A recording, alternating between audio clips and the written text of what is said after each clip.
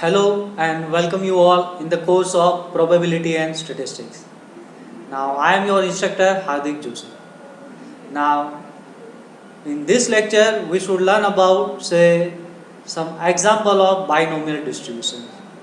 Now we have to study or we have to see the basic concept of binomial distribution. So precisely in this lecture we should see that how we can apply that concept to solve the real life example.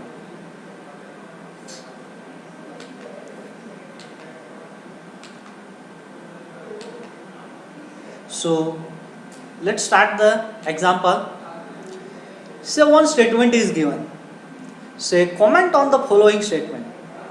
So the statement tells that say any of the random experiment is already performed, and this statement tells that the mean of binomial distribution, that is whatever random experiment is already done that follow the binomial distribution, and now the instruction is given that is the mean of that binomial distribution is 5.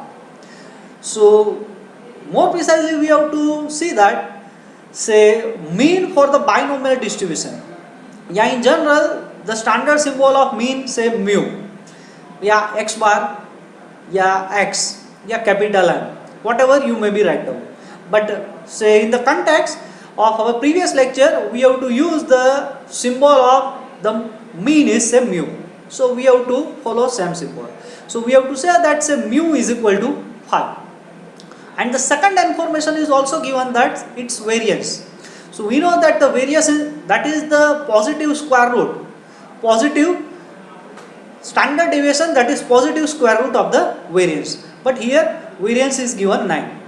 So in our previous lecture we have to see that the binomial distribution, now the corresponding mathematical inequality, that is the mean.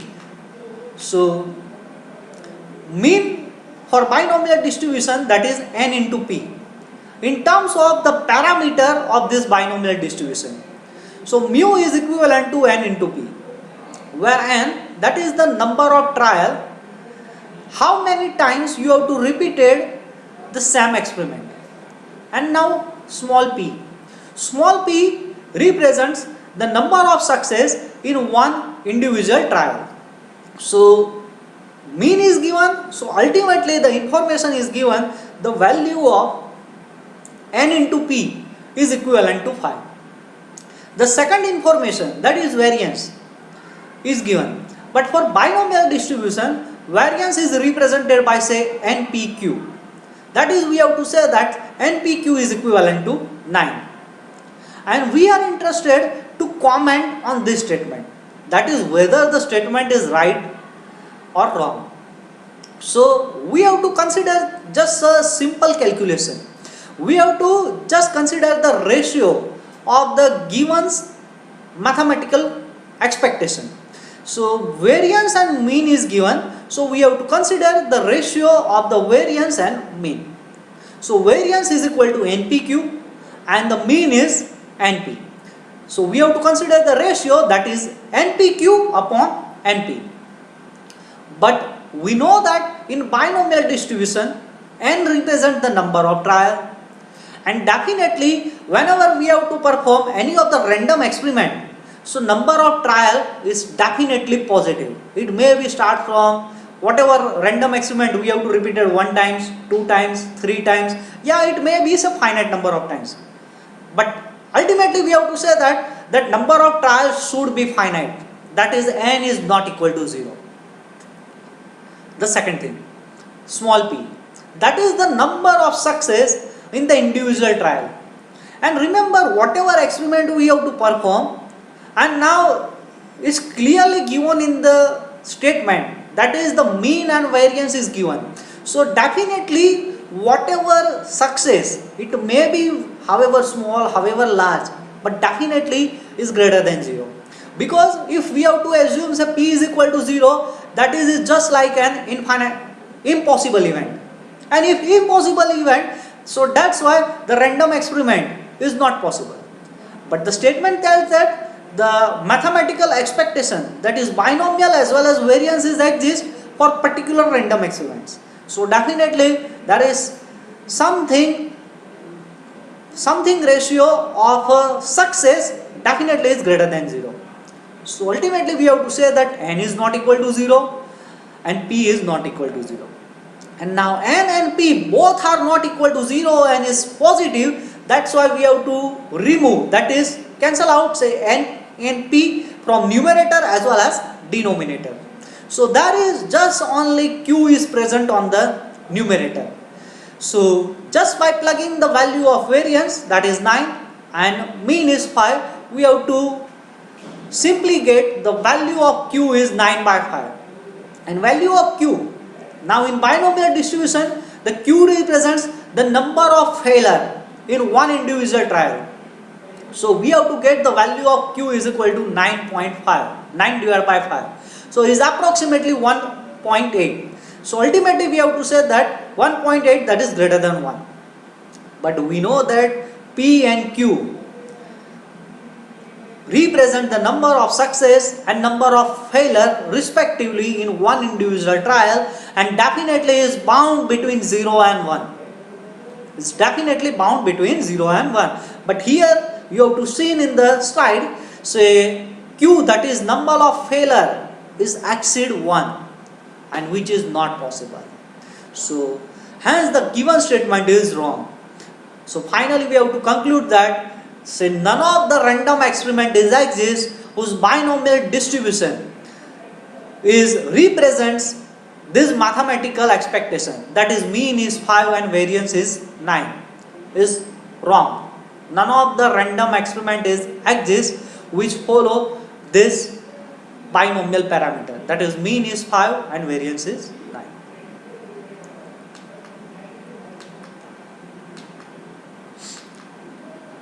Let's see the second example. Now this second question suggests that, say 8 coins are tossed simultaneously, repeated. Remember, what is the main purpose of this binomial distribution? Now any of the random experiment we have to frequently repeat it, then and only then we have to apply this binomial distribution. So the statement tells that 8 coins are tossed simultaneously, that is we are repeated, we have to perform the same experiment, say frequently number of times. Now just for simplicity, here we have to consider, say very small number, say 8. But it may be possible the same question is extended up to say 80 coin, 800 coin. We have to follow the same strategy. But just for simplicity, we have to consider the smallest number. We are interested to find the probability of getting at least 6 head. That is, we have to perform one random experiment of tossing of coin. Now we have to toss 8 coins simultaneously, and our interest is how many coin represents the head. Now if some of the coin represent the head, that means we have to assume we are success. If the resultant quantity of the coin is tail, that is we are failed. And we have to find out the probability of getting at least 6 head. So let's start the solution. So first of all, we have to say represents the binomial distribution parameter. So the first one is, say n is equal to 8, because we have to, first statement tells that 8 coins are tossed simultaneously. That is, we have to tossing of coin, say there are 8. So n is equal to 8. Now small p, that is probability of getting a success in one individual trial. And whenever we have to toss a coin, definitely there are exactly 2 resultant quantity. It may be head, it may be tail. So our success, that is we have to get a head. And there are 2 outputs. So probability of getting a head is only one favorable outcome, but there are total 2 outcomes. So the favorable outcome is 1 and the total outcome is 2. So the probability of getting a success is half. Now p is half. So we know that Q, that is probability of getting failure, that is 1 minus P, that is 1 minus half, so is equivalent to half. So we have to write down the mathematical formulation, that is the more precisely we have to say that distribution parameter corresponding to this binomial distribution, that is N is 8, P and Q both are half. So first of all, we have to write down, say, what is the binomial distribution. So binomial distribution is equivalent, say, probability of x is equal to small x. While small x is nothing, that is, we are interested, that is how many success. There are total, say, we have to repeat the same experiment, say, n number of times. But out of that n number of times, the x represent, we have to succeed in particularly x number of trial. So definitely x is less than n. So probability of x is equivalent NCx into p raised to x into q raised to n minus x, where x is running from 0, 1, 2 up to n. But in this example, say n is 8, so we have to plug in n is 8, so 8cx, p is half, so half raised to x, q is again half, so half raised to n, that is 8 minus x. And x is running from 0, 1, 2 up to 8. We have to terminate the value of n, because in this example n is 8. So 8cx, now half, say x plus 8 minus x. We have to use the simple, say, power law. So by simplifying that, we have to get 8cx into half raised to 8. So we have to obtain, so probability of x is equal to x is equivalent to 8cx upon, say, 2 raised to 8, that is 256. So just we have to remember this formulation, so probability of x is equivalent to 8cx upon 256.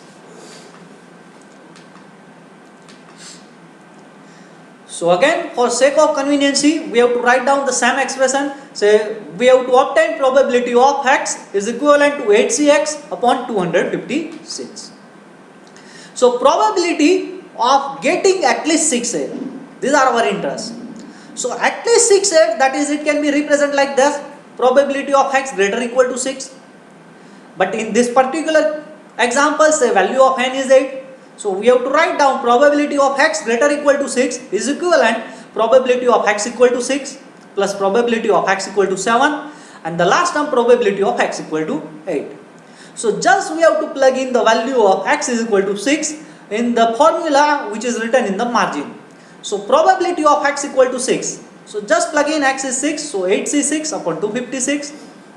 Similarly, probability of x equal to 7 is 8c7 upon 256. And similarly, last term 8c8 upon 256. So the simple calculation leads that probability of x greater or equal to 6 is 37 upon 256. So this represents the number of success. If we have to toss 8 coins simultaneously and the getting of at least 6 eggs, its probability is 37 upon 256.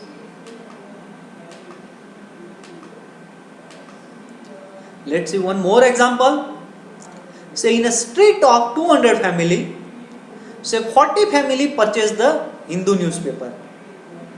Among the family, a sample of 10 families selected. So the instruction is given, in a particular street there are, say, 200 family lives there. Now again the precise information is given. Out of that 200 family, say 40 family, say purchase, it may be read, say, Hindu newspaper.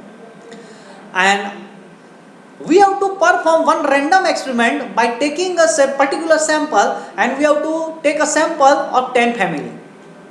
And we are interested to find out the probability. Now the first one, only one family purchased the newspaper. Second, no family purchased the Hindu newspaper. And the third option, say not more than one family purchased the Hindu newspaper.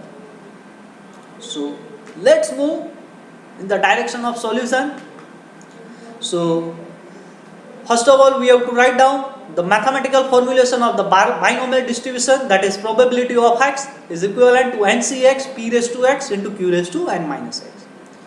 So first of all, we have to define what is our random experiment. So capital X is random experiment, and that denotes the number of family that purchase the Hindu newspaper. So our interest when we are success, so we have to define say P, small p represent the probability of particular family purchase the Hindu newspaper. That is, some of the family purchase the Hindu newspaper is our interest.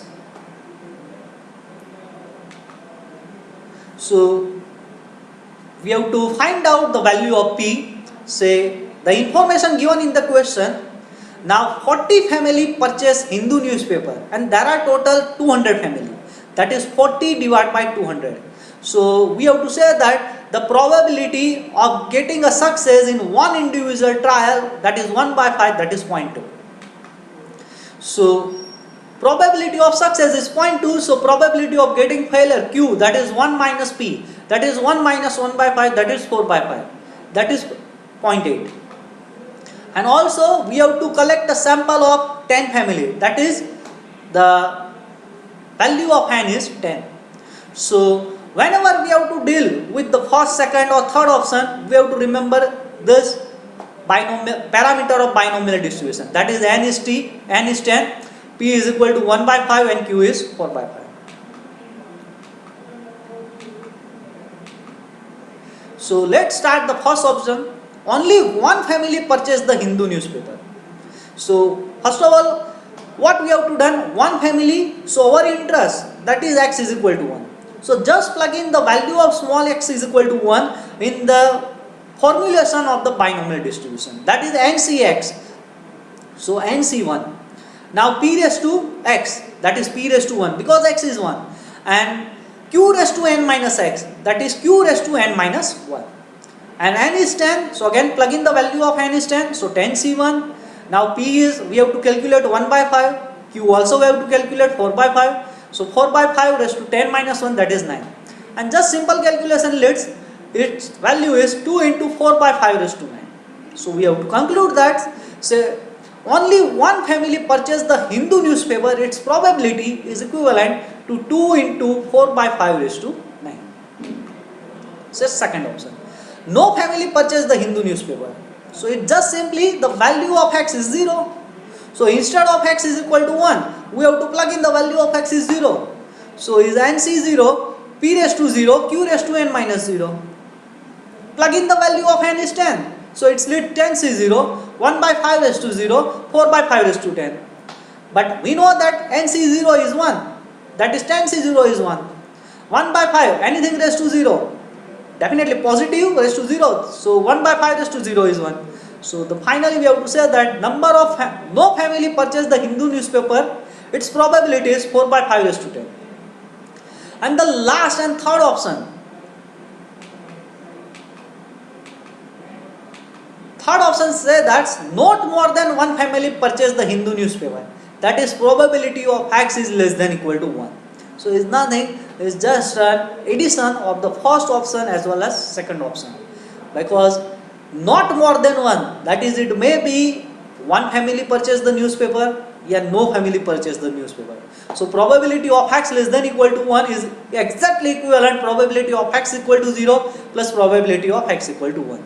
So it's just a simple addition of the answer of the first option and second option, and it leads say 4 by 5 raised to 9 into 14 by 5. So thank you so much for paying your attention.